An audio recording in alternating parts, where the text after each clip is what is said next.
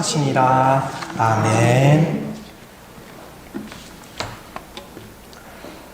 삶에서 누군가에게 인정을 받는 것, 사랑을 받는 것은 우리의 인생에 있어서 가장 중요한 요소 중 하나입니다. 사랑받지 못하고 의미 없는 존재라고 생각되면 어느 누구도 정신적으로 견디지 못합니다. 그래서 누군가에게 인정을 받을 때, 누군가에게 환영을 받고 또 필요한 존재라고 심적으로 인식이 될 때, 내 인생은 성공했다, 나의 인생이 참 행복했다, 이런 생각을 하게 됩니다. 그렇다면 여러분은 누구에게 그 사랑을 받고 기뻐하는 존재로 인식되기를 원하십니까? 예를 들어 내가 회사원이면 그 회사의 회장님, 사장님이 나의 모습을 보고 너무 기뻐하고 인정한다면 회사 생활이 활기가 넘치겠죠. 보람이 있겠죠. 기쁨이 있을 겁니다. 그래서 누군가에게는 기쁨이 되는 인생이 사랑받는 존재가 된다는 것은 우리에게 결정적으로 중요한 요소입니다. 오늘 본문은 예수님께서 세례를 받으시는 말씀입니다. 예수님께서 세례를 받으셨을 때 어떤 현상이 벌어졌습니까? 하늘에서 소리가 들렸어요. 너는 내 사랑하는 아들이다. 내 기뻐하는 자다. 예수님은 하나님께 사랑받고 하나님이 기뻐하는 사람이었다는 것을 알 수 있습니다.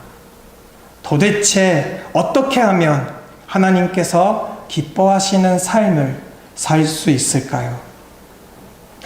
여러분, 사람에게 인정을 받는 것, 물론 굉장히 기쁜 일이지만 거기에는 위험 요소가 따릅니다. 예를 들어보면 다윗이 그렇습니다. 우리는 담임 목사님 말씀을 통해서 매주 수요일에 사무엘상 말씀을 함께 나누고 있습니다. 거기에 등장하는 다윗이 그래요. 다윗이 골리앗을 무찔러서 쓰러뜨렸을 때, 그리고 나라를 구했을 때 사울 왕이 너무너무 사랑했습니다. 귀하게 여겼습니다. 그리고 백성들도 칭송했습니다. 유행가까지 생겼죠. 사울은 천천히요, 다윗은 만만히로다. 다윗의 노래가 생겼어요. 그런데 불과 얼마 있다가 사울 왕이 시기심이 생겼고 다윗을 죽이려고 아주 목숨을 걸고 쫓아다니는 겁니다. 그렇게 다윗을 사랑했던 왕이 말이죠. 사람이 생각을 할 때 왕에게 사랑을 받으면 가장 행복하고 성공적인 것이다 라고 생각할 겁니다. 다윗도 그렇게 생각할 수도 있습니다. 하지만 가장 위험한 일이 되어버렸습니다. 가장 크고 위대하고 힘이 있는 인간에게 의미가 있는 존재가 된다는 것은 만약에 내가 실수하거나 또는 그 사람이 약간 이상해지거나 또 오해하거나 누가 이간질하면 그만큼 위험해지는 거예요. 사람에게 기뻐함을 받고 사랑을 받는다는 게 잘못하면 역으로 그만큼 큰 상처가 될 수도 있고 고통이 될 수도 있다는 겁니다. 내가 관심 없는 사람, 나한테 별로 의미 없는 사람에게 오해받는 건 괜찮겠지만 정말 나를 사랑해주는 사람이 나를 오해하고 그러면 정말 힘들어지잖아요. 다윗은 그런 경험을 정말 많이 했습니다. 자기 아들에게까지 쫓김을 당했고 주변 신하들, 민중, 백성들에게 얼마나 많은 아픔을 당했습니까? 시편 16편 2절에서 이렇게 고백을 합니다. 내가 여호와께 아뢰되 주는 나의 주님이시오니 주밖에는 나의 복이 없다 하였나이다. 아멘. 다윗은 고백합니다. 주밖에는 나의 복이 없다고 합니다. 왜 그럴까요? 사람들이 그렇게 나를 좋아해 놓고 칭찬해 놓고 사울 왕에게 밀고 오는 것을 보면서 정말 주님밖에 의지할 자가 없다고 생각을 한 겁니다.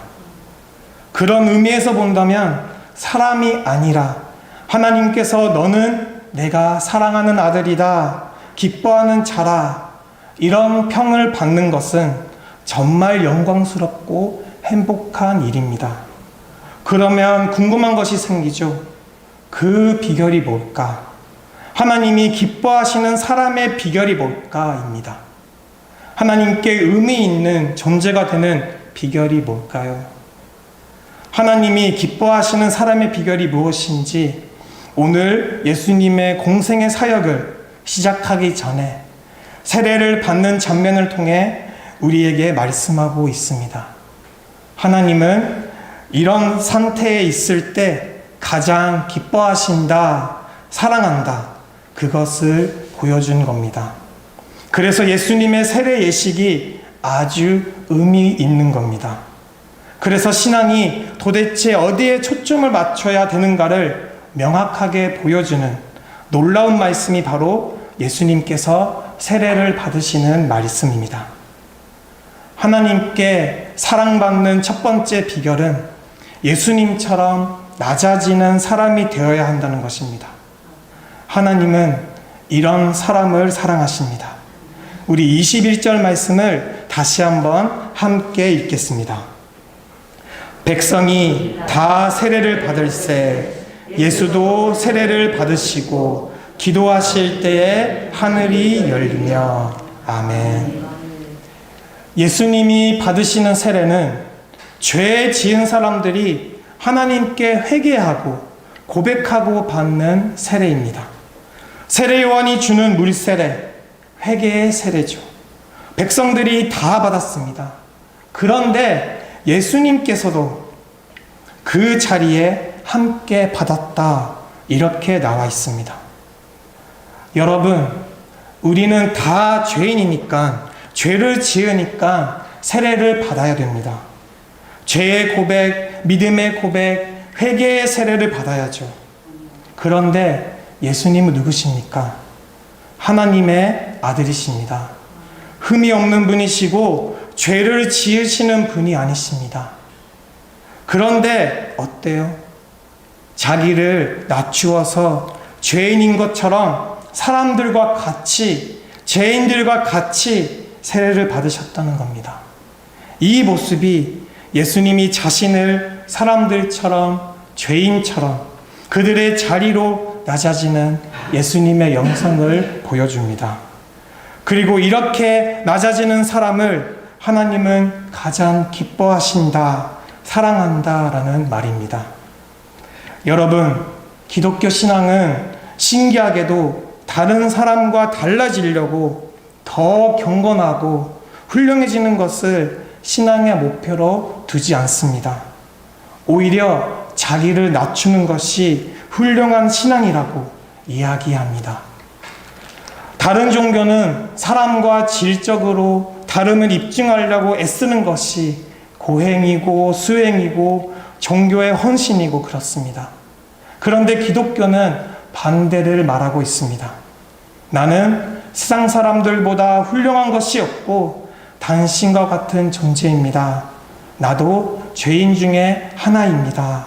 하고 낮추는 것이 바로 기독교의 신앙이라는 거죠. 여러분, 예수님은 하나님의 아들이십니다. 우리 인간과는 근본적으로 다른 존재입니다. 그래서 세례 요한이 예수님이 세례를 받으러 찾아왔을 때 너무 놀랐어요. 아니, 내가 당신에게 오히려 세례를 받아야죠. 어떻게 주님이 죄인인 사람에게 세례를 받으러 오십니까? 이렇게 이야기를 한 거예요. 도저히 있을 수 없는 일이라고 생각했기 때문이죠. 그때 예수님께서 이렇게 말씀을 하십니다. 마태복음 3장 15절 말씀을 보면 아주 의미 있는 이야기를 하십니다. 예수께서 대답하여 이르시되 이제 허락하라. 우리가 이와 같이 하여 모든 의를 이루는 것이 합당하니라 하시니 이에 요한이 허락하는지라. 아멘. 죄 없는 예수님이 죄인처럼 회개하고 우리 인간처럼 같아지는 것이 모든 의를 이루는 것이라는 겁니다. 우리는 의를 이루는 게 남과 달라지고 남보다 더 뛰어나지고 남보다 더 경건하고 그래야 의를 이룬다고 생각합니다. 그런데 성경은 그렇게 이야기하고 있지 않습니다. 예수님이 우리 인간처럼 죄인처럼 낮아져서 같아져서 세례를 받는 것, 죄사함의 세례를 받는 것이 모든 의를 이루는 겁니다. 여러분, 우리는 의를 이루기 위해서 다른 사람과 달라지려고 하고 있는 것, 그 자체가, 그 모습이 이미 내가 세속적인 가치관에 물들어 있다라는 사실입니다. 세상 사람들과 우리는 달라야 되죠. 우리는 종교적인 의로움이나 거룩함을 드러내는 것이 다른 사람과 차별을 두고 수준이 다름을 입증함으로써 우리가 거룩한다고 생각을 한다면 큰 오산입니다. 참 신기하게도 성경은 세상과는 반대로 이야기하고 있는 거예요. 사실 예수님은 하나님과 본질적으로 동일한 분이십니다. 그런데 동등할 것을 여기지 않고 자기를 비워서 사람들과 오히려 같아진 겁니다. 사람들 중에서 정말 낮고 낮은 죄인과 같아져서 십자가에 죽기까지 복종하는 거죠. 그래서 전 인류를 다 의롭게 하는 의를 이루는 어마어마한 구원의 역사를 이룬 거라는 겁니다. 사도 바울은 이것을 본받으라 라고 이야기를 합니다. 이것은 그리스도인의 샘플이다. 그리스도인은 이렇게 살아야 한다. 이 마음을 품어야 된다. 그렇게 이야기합니다. 빌립보서 2장 6절부터 8절에서 말씀을 하십니다.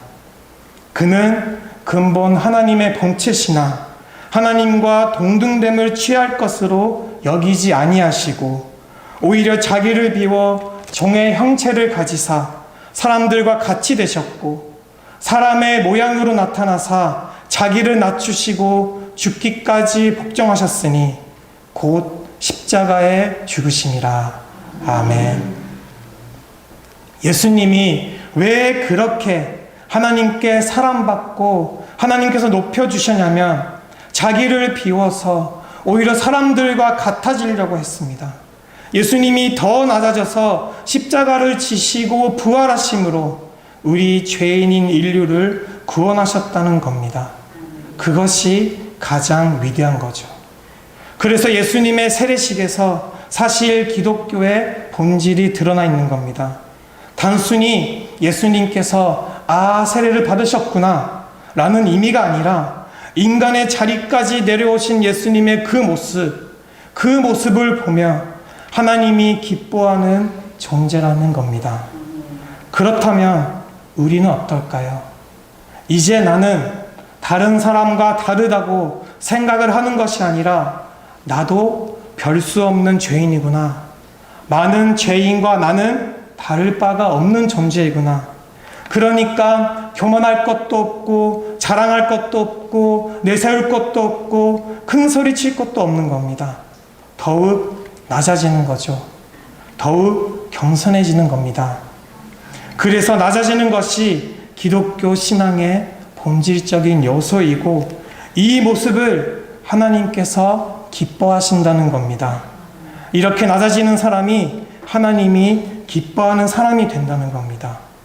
왜냐하면 그곳에 하나님의 은혜가 있기 때문입니다.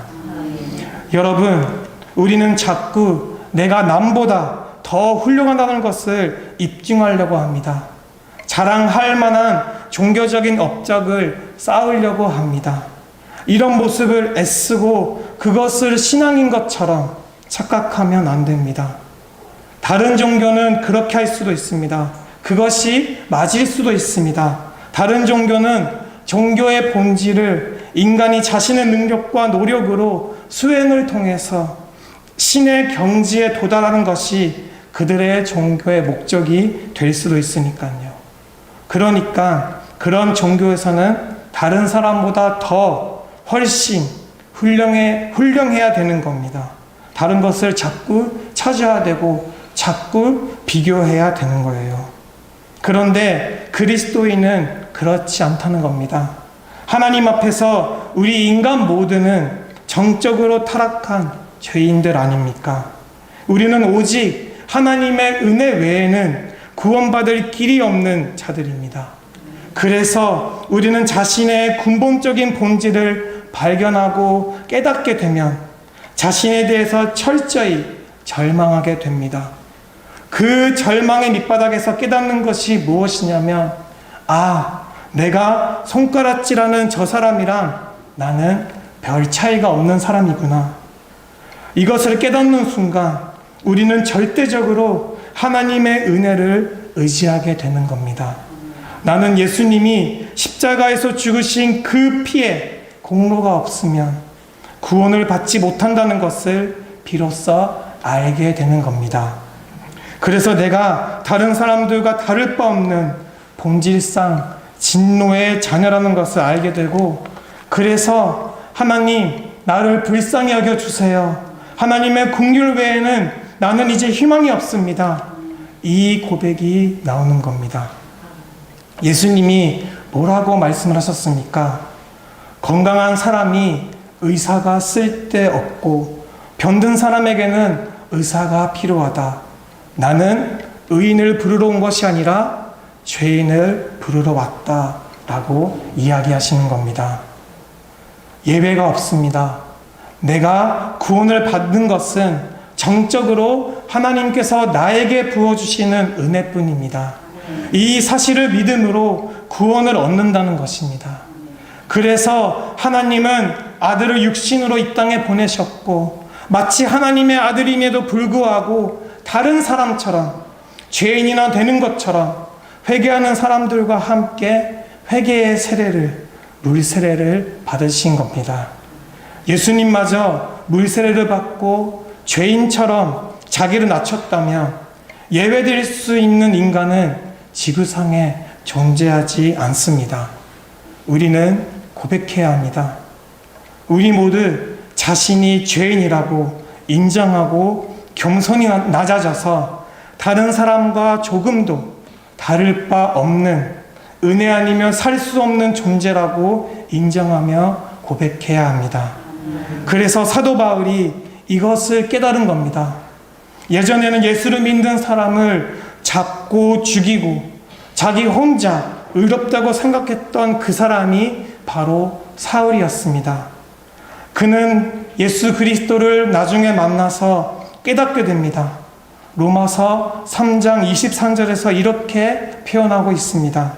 모든 사람이 죄를 범하였음에 하나님의 영광에 이르지 못하더니, 그리고 로마서 3장 10절에서는 의인은 없나니 하나도 없으며, 이것이 복음의 출발점이라는 겁니다. 모든 사람을 죄인이라는 출발선에 동일하게 세우는 것이 기독교의 고백입니다. 똑같아야 됩니다. 아니, 똑같습니다. 죄인이라는 모든 인간이 죄인이라는 선 앞에서 인간은 겸할 것이 없어지고 다 편든해지고 겸손해지는 겁니다. 그리고 이 사실을 비로소 깨달을 때 하나님이 기뻐하고 사랑스러워하는 겸손한 사람이 되는 겁니다. 이것을 깨닫고 고백함으로 하나님의 은혜에 들어갈 것이 기독교의 신앙의 첫걸음입니다. 두 번째로 예수님이 이렇게 하나님께 사랑스럽고 기뻐하심을 받는 이유는 자기 비움의 영성입니다. 자기 주도권을 내려놓는 사람을 하나님께서는 사랑한다는 겁니다. 우리 22절 말씀을 다 같이 함께 읽겠습니다. 성령이 비둘기 같은 형체로 그의 위에 강림하시더니 하늘로부터 소리가 나기를 너는 내 사랑하는 아들이라 내가 너를 기뻐하노라 하시니라. 아멘. 말씀을 보면 성령이 강림하셨습니다. 근데 비둘기와 같은 형체로 그 위에 강림하셨다는 겁니다. 여러분, 비둘기라고 하면 생각나는 장면이 있을 겁니다. 노아의 홍수. 그때 노아가 하나님의 약속대로 반주를 만들고 그 안에 동물과 또 노아 가족들과 함께 타고 홍수를 견뎠습니다. 그리고 하나님께서 약속하신 기간이 지나고 비가 그쳤죠. 하지만 땅이 보이지 않습니다. 그래서 땅이 물 위에 다시 나왔는지 확인할 때 날렸던 새가 바로 비둘기입니다. 마치 예수님께서 세례를 받으시고 나서 성령이 비둘기 같은 형체로 그의 위에 강림했다라는 그 표현이 이 노아의 홍수 때를 연상시킵니다. 노아의 홍수 때 비둘기로 내보내서 확인하며 이제는 땅이 마르고 새싹이 돋고 새로운 시대가 열린다라는 소식을 전해준 것이 비둘기입니다. 그래서 예수님께서 새로운 시작, 새로운 세계의 구원의 세계가 펼쳐질 것을 보여주는 상징적인 것도 하지만 그보다 더 근본적인 문제는 뭐냐면 성령이 임하시는 세례였다는 거죠. 여러분, 예수님은 세례를 받으시고 하나님 아버지 앞에서 간절히 기도를 했습니다. 놀랍게도 예수님께서 회개의 세례를 받으시고 기도하셨습니다. 자신을 낮추시고 하나님만을 의지하는 기도의 모습이었습니다. 성령님은 이렇게 회개하고 자기를 낮추고 하나님을 의지하는 사람에게 강림하십니다. 임하십니다.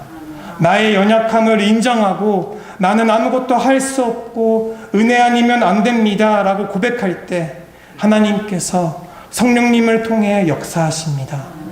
나의 힘으로 안 된다 고백하니까 그러면 내가 도와줄게. 내 능력이 임하고 내 인격이 임하고 내 성품이 임해서 너를 바꿔줄 거야 하고 성령님이 임하시는 겁니다. 우리가 이렇게 나의 죄를 고백하고 나의 무력함을 인정하는 사람에게 성령님이 꼭 필요한 분이 될 수 있는 겁니다.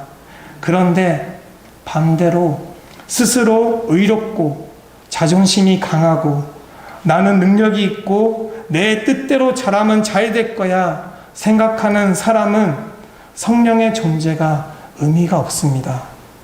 그렇죠. 성령님이 아무리 임하여 있어도 성령님이 이끄시는 것을 순종하지 않고 내 생각대로, 내 멋대로, 내 마음대로 삶을 살아가면 성령님이 거기에 함께 하시고 있어도 갈 곳이 없습니다. 우리가 말씀에서 말하는 성령님은 거룩한 영입니다. 온 우주를 창조하신 창조의 영이고 지혜의 영이십니다. 성령님 하면 떠오르는 말씀이 있습니다. 초대교회가 그랬습니다.